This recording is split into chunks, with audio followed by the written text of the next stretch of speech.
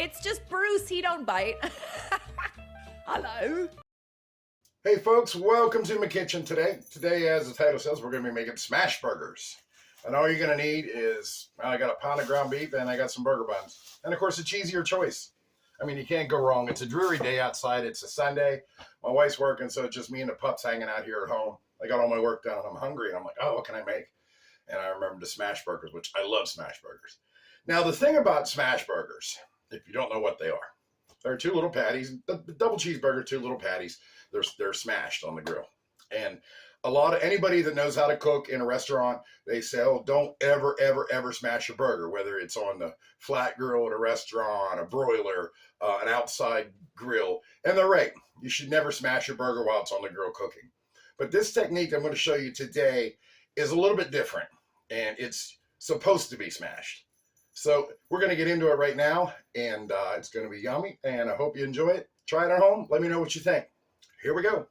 So the first thing you got to do is wash your hands, which I already have, and take your pound of ground beef, divide it in half, which I already started. Divide that in half again. So I got 1, 2, and divide this in half. I got 4 equal pieces. We're just going to shape those into a ball. They're a little bigger than I like to use. I probably could have got 6 out of these, but I'm hungry and I want a good burger. And these are just thawed out. They're still a little wet, I guess you could say, and I really don't want that. So what I'm actually going to do, you don't always have to do this, but today, since this is a lot of water, I'm going to squish them into a paper towel and blot some of that moisture out, because they'll just cook better. Blot them out.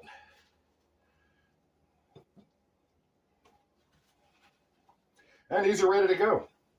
Now all I got to do is put them in the refrigerator and let them chill for about, I don't know, 20 minutes maybe. And you don't have to do this step. I'm going to, because I want them to come out nice. But yeah, like I said, I'm going to put these in the refrigerator for 20 minutes and let them chill. So next thing we got to do is, how are we going to cook it? Are we going to cook it on the outdoor grill? Are we going to cook it inside? Pan, flat grill? What do we got to work with? Well, I've used electric skillets at home before. I kind of like that electric skillet. I use it for a lot of stuff. But for a smash burger, I feel it doesn't quite get hot enough. What I like to use is my trusty iron skillet. And that's what we're going to be using today. If you have one of these, you can use this too. This is a flat grill you put on the stove, or you can put this in your broiler. Not your broiler, well, I guess you can put it in a broiler too. But you can put it in your outside grill too. And it's just a piece of, one side's grooved, the other side's not. Use the flat one. This is great for making pancakes too, but that's a whole other video. So let's get started. We're going to heat up our iron skillet, and I'm going to show you how to make these. So we got our iron skillet nice and heated up. I've had it on heating up for about 5 minutes maybe. I just put it on medium heat because they can be a little touchy. But the first thing we want to do before we cook our burger is, a burger's nothing without a good bun. So I got this bun I'm going to use. And what I'm going to do is just put a dab of butter on that side and a dab of butter on this side. Now my butter's cold, so I'm not going to smash it into the bun. I'm just going to throw it there on a pan, let the butter melt. We're going to toast this bun nicely. I'll move it around a little bit because the excess butter will give more flavor when I go to cook my burger.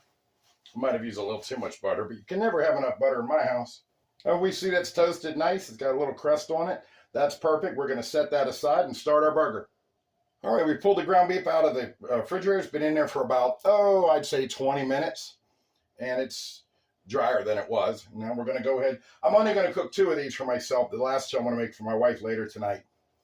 But in toasting our bun, now we know that our surface is hot enough. So we'll put our burger down there. Get this in shape a little better. Put it there. Now you're going to see why they're called smash burgers.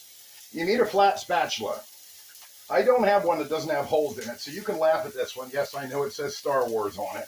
My daughter bought me this for Christmas. So preferably a metal flat spatula with no holes in works better. What I'm going to do is I'm just going to take some cooking spray and just lightly coat the bottom of it. That keeps it from sticking to the meat. I am a little concerned about these holes though, but we'll get to that when we can.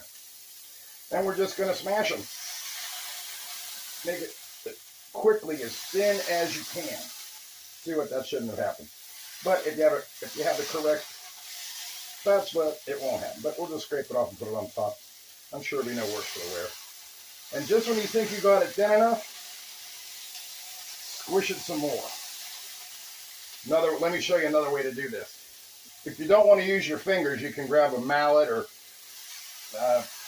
whatever you can think of. But you want to get that to be as flat as you can. I'm going to limit it on room here. And that's one. Now we'll smash the other one. Just push down. Takes a little bit of muscle. I'll see how it will stick sometimes, but we're going to be all right.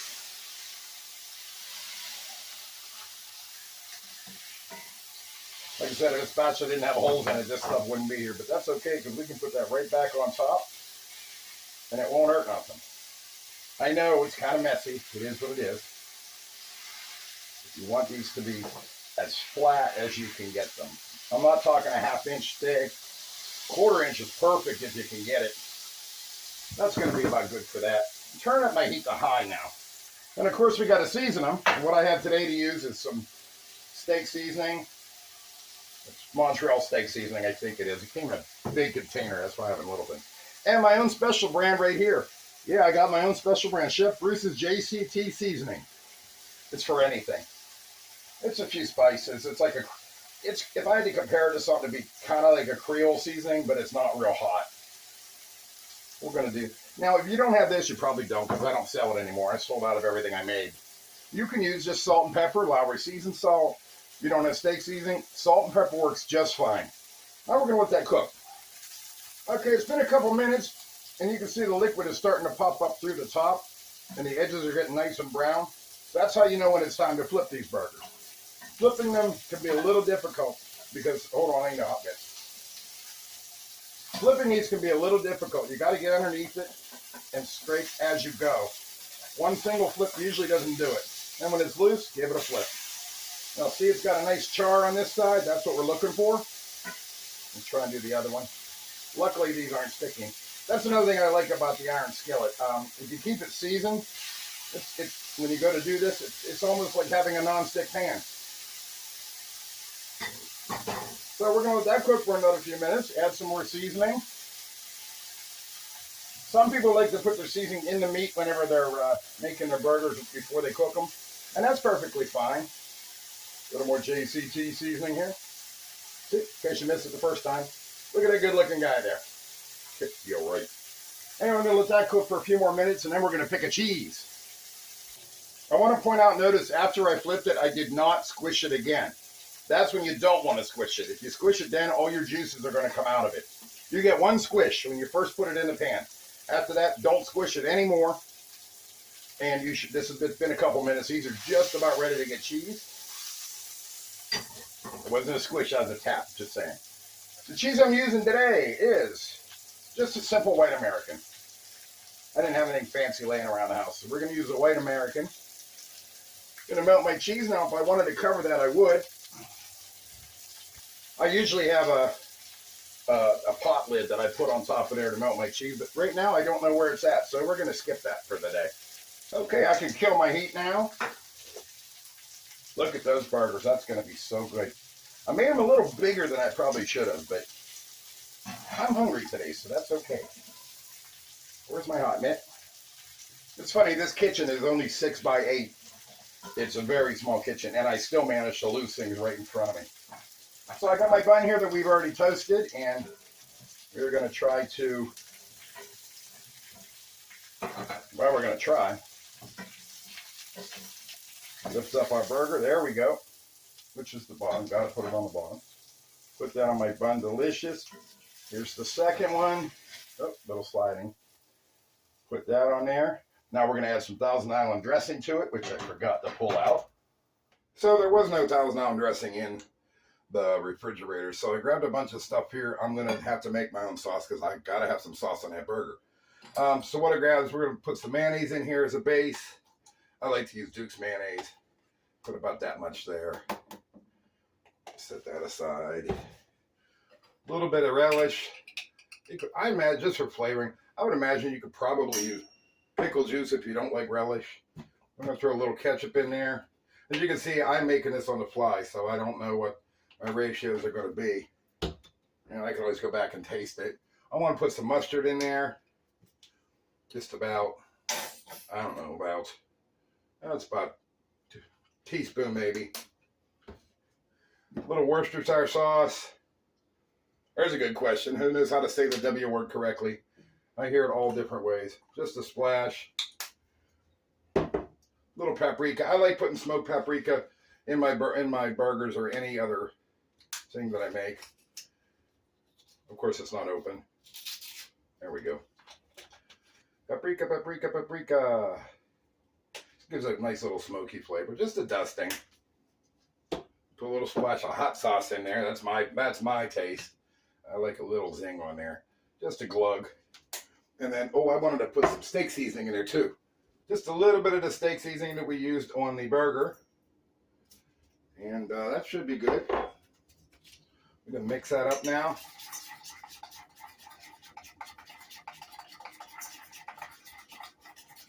Actually kind of looks like Thousand dressing if you look at the color.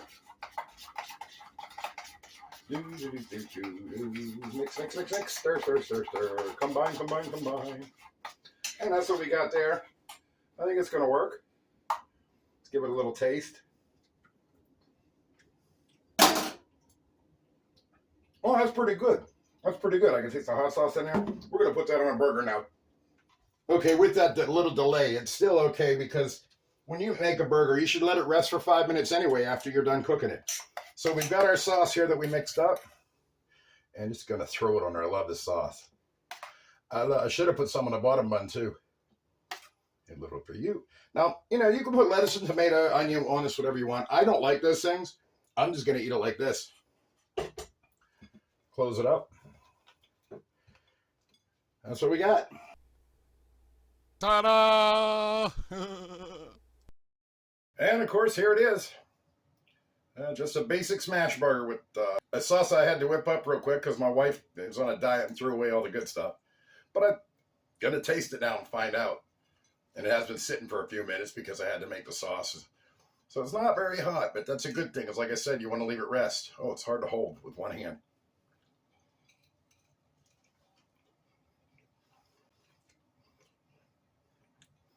Look at that. The sauce is just amazing. Let's and I just do it together. I don't even have a recipe for that. Make that show them. The cheese and the juices and the sauce just really, really make that burger. Like I said, I just used regular 80-20 ground beef. I didn't season the beef. I did when it was in the pan. You saw that. And a good bun. That's all you need for a good burger. This is delicious. I'm going to go enjoy it now. Then I'll do a quick outro. Hello there. Hello there. I don't think they can see you. You want to come up and say hello? Oh, here's my little baby. My little baby. She was getting some of it too. Okay, did you get your... I couldn't finish the burger, so this one helped me. Didn't you, Daisy? Okay, get down. Get down. Good girl. Hey, no. Daddy's trying to film a video. I'll play with you in a minute.